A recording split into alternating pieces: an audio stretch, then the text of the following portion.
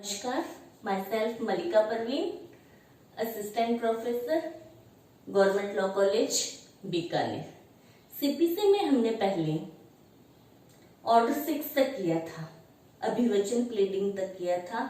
आज हम ऑर्डर 7 वाद पत्र में क्या क्या डाला जाता है या वाद पत्र की विरचना करते समय किन बातों को ध्यान में रखना होता है, उसका उल्लेख किया गया है ऑर्डर 7 में। तो आज हम ऑर्डर 7 पढ़ते हैं। चलो, ऑर्डर 7 में क्या है? वाद पत्र, यानी वाद पत्र की विरचना करते समय उसमें कौन कौन सी बातों को ध्यान में रखना होता है। इसमें बताए हैं टोटल ऑर्डर 7 में रूल 17 है, 17 है। ठीक है, तो रूल 1 क्या कहता है?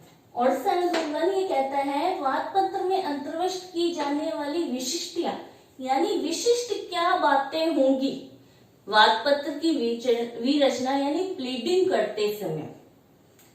प्लीड यानी अभिवचन वाद पत्र को जब बनाया जाता है या उसको लिखा जाता है किसी प्लीडर के द्वारा, तो उसमें क्या क्या विशिष्टियां यानी क्या क्या कंटेंट्स आने जरूरी है, तो उसको हम रूल 1 में पढ़ते हैं। तो रूल 1 को हम 3 पार्ट में बांट लेते हैं। फर्स्ट पार्ट शीर्षक भाग, सेकंड पार्ट मध्य भाग, थर्ड पार्ट आता है हस्ताक्षर खंड। ये 3 खंड है या ये 3 पार्ट है जिसके आधार पे हम वाद पत्र की विरचना को ध्यान से समझ सकते हैं। तो सबसे पहले वाद पत्र लिखते समय उसमें क्या आना चाहिए? सबसे पहले न्यायालय का नाम आना चाहिए, यानी कौन से कोर्ट में हमें वो वाद फाइल करना है। जैसे जिला न्यायालय, सिविल न्यायालय कनिष्ठ खंड, जिला न्यायालय बीकानेर, यानी जिस न्यायालय की अधिकारिता या जुडिक्शन में वो वाद फाइल किया जाना चाहिए उस न्यायालय का पूरा नाम आएगा। न्यायालय का नाम के नीचे यानी न्यायालय के नाम के नीचे वाद संख्यांक और सन आता है। न्यायालय का नाम, उसके नीचे आता है वाद संख्यांक, यानी उसको वाद संख्यांक कहाँ पे डाला जाता है? ऑर्डर 4 रूल 2 वादों के रजिस्टर में एंट्री की जाती है, तो उस वाद को संख्यांकित किया जाता है, वाद संख्यांक लिखा जाता है और उसके आगे सन लिखा जाता है कि कौन से सन में वो वाद न्यायालय में फाइल किया जाना है। ये 2 कॉलम न्यायालय के नाम के नीचे आएंगे। ठीक है, उसके बाद में आता है वादी का नाम पता, यानी वादी का नाम कैसे? जैसे ए सन ऑफ बी, उम्र क्या है उसकी, जाति क्या है उसकी, उसका निवास स्थान क्या है, ये संपूर्ण पता आता है। पता कहाँ पढ़ के आए थे अपन? ऑर्डर 6 रूल 14 के ए में रजिस्टर्ड पता। ठीक है, तो वो पूरा आएगा, वादी का नाम, पता, उम्र, जाति, निवासी। फिर आता है वर्सेस बनाम, फिर आता है प्रतिवादी का उम्र, नाम, जाति। वैसे ही सी सन ऑफ डी, उम्र क्या है उसकी जाति क्या है, उसका निवास स्थान क्या है, वही रजिस्टर्ड पता, यानी टोटल नाम विवरण आता है ताकि वादी की और प्रतिवादी की पहचान की जा सके, कोई आदेशिका की तामील उनके रजिस्टर्ड पते पे की जा सके। उसके बाद में अगर कोई वादी या प्रतिवादी विकृत चित्त है या माइनर है, अवयस्क है, तो उस भाव का भी कथन किया जाएगा। अगर वो दोनों में से वादी या प्रतिवादी कोई विकृत चित्त है या अवयस्क है तो उनके द्वारा वादी द्वारा वाद नहीं लाया जा सकता, तो इस भाव का कथन किया जाएगा कि वादी में माइनर है या विकृत चित्त है, तो उसकी ओर से वाद मित्र द्वारा वाद फाइल किया जाता है। ये होता है शीर्षक भाग में, ये 4 बातें लिखी जाती है। फिर आता है मध्य भाग, जो वेरी इंपॉर्टेंट है, बहुत ही ज्यादा इंपॉर्टेंट है। इसमें 5 चीजें, जैसे अंगुलियां 5 है, 5 अंगुलियों के बिना हाथ पूरा नहीं होता, वैसे ही वाद पत्र में ये 5 चीजें आनी जरूरी है। इसके बिना वाद पत्र सही विरचित किया हुआ नहीं माना जाएगा।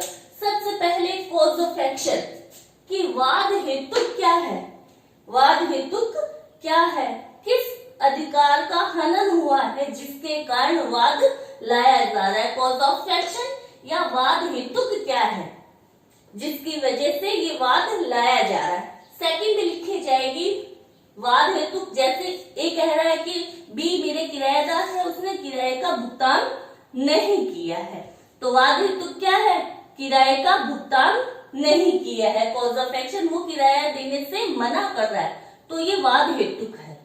नेक्स्ट इसी में आता है सेकंड पॉइंट, अधिकारिता, जुडिक्शन।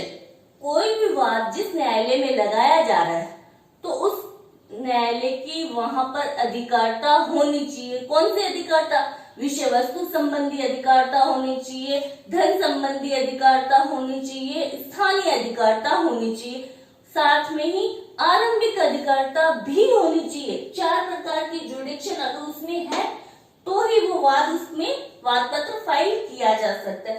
तो जब वाद पत्र लिखा जाता है, विरचित किया जाता है, तो उसमें ये लिखा जाएगा कि श्रीमान यह वाद आपकी अधिकारिता में आता है, इसलिए आपके न्यायालय में फाइल किया जा रहा है। नेक्स्ट इसमें अनुतोष, वाद पत्र, वाद फाइल क्यों किया जा रहा है, रिलीफ पाने के लिए किया जा रहा है, तो उसमें लिखा जाएगा कि वादी कौन कौन से अनुतोष की मांग करता है, यानी अनुतोष थर्ड स्तंभ है। फर्स्ट स्तंभ वाद हेतु, सेकंड अधिकारिता, थर्ड आता है अनुतोष, यानी वो उस अनुतोष की मांग के लिए जिसके लिए वो वाद फाइल कर रहा है उसका वाद पत्र में उल्लेख करेगा। फोर्थ आता है परिसीमा, टाइम पीरियड, कि कोई वाद टाइम बार तो नहीं हुआ है, यानी परिसीमा अवधि, परिसीमा अधिनियम 1963 के अधीन है, यानी जो न्यायालय ने फिक्स किया हुआ है, न्यायालय ने फिक्स किया हुआ है कि यह वाद इस समय अवधि में ही लगाया जा सकता है, तो वो वाद परिसीमा अवधि के अंतर्गत है। तो वाद पत्र में ये लिखा जाएगा कि वाद समय अवधि के भीतर है या मियाद के अंदर है, परिसीमा टाइम बार्ड नहीं है, परिसीमा अवधि के भीतर है। फिफ्थ आता है कोर्ट फीस। कोर्ट फीस यानी जिस विषय वस्तु के लिए या जिस अनुतोष के लिए मांग की जा रही है या जो विवादित है उसका क्या है, मूल्यांकन किया जाता है। कोर्ट वाद की विषय वस्तु का मूल्यांकन किया जाता है, इवैल्यूएशन निकाला जाता है कि इस विषय वस्तु का मूल्य कितना है या जो अनुतोष मांग रहे हैं उसका बाजार मूल्य कितना है। वाद की विषय वस्तु का मूल्यांकन किया जाता है। क्यों किया जाता है, क्यों उस मूल्यांकन के आधार पे ही कोर्ट फीस लगाई जाती है। कोर्ट फीस उस मूल्यांकन के आधार पे लगाई जाती है। तो वाद पत्र में ये लिखा जाएगा कि वाद की विषय वस्तु का उचित मूल्यांकन किया गया है तथा स्टाम्प ड्यूटी या कोर्ट फीस न्यायालय में फाइल जमा करा दी गई है। ये 5 चीजें इंपॉर्टेंट है, इनके बिना वाद पत्र की विवेचना अधूरी है। और अगर वाद में ये 5 चीजें होनी जरूरी है, इसके बिना वाद पत्र पूर्ण रूप से विरचित हुआ नहीं माना जाता है। नेक्स्ट इसी में आता है कि अगर वादी ने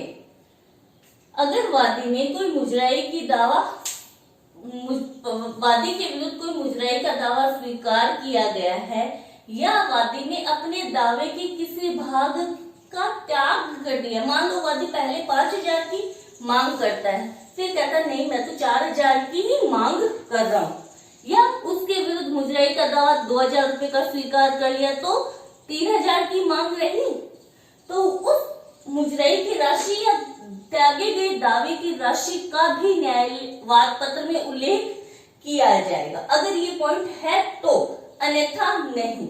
अगर फ्रेश वाद आ रहा है, ना मुजराई हुई है ना उसने दावे का भाग त्यागा है, तो इस राशि का उल्लेख करने की आवश्यकता नहीं है। नेक्स्ट थर्ड भाग आता है हस्ताक्षर खंड। फर्स्ट शीर्षक भाग, सेकंड मध्य भाग, थर्ड आता है हस्ताक्षर खंड। हस्ताक्षर खंड यानी ये 5 चीजें लिखने के बाद में वादी क्या करता है, अपने सिग्नेचर करता है।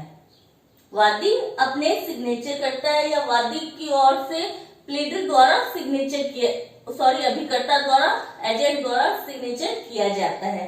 फिर साइड में दिनांक लिखी जाती है और स्थान लिखा जाता है कि इस दिनांक को ये वाद पत्र फाइल किया जा रहा है, कौन से स्थान पर किया जा रहा है, जैसे बीकानेर जिला न्यायालय में किया तो बीकानेर। और लास्ट में सत्यापन। सत्यापन कहाँ पढ़ के आए थे अपन?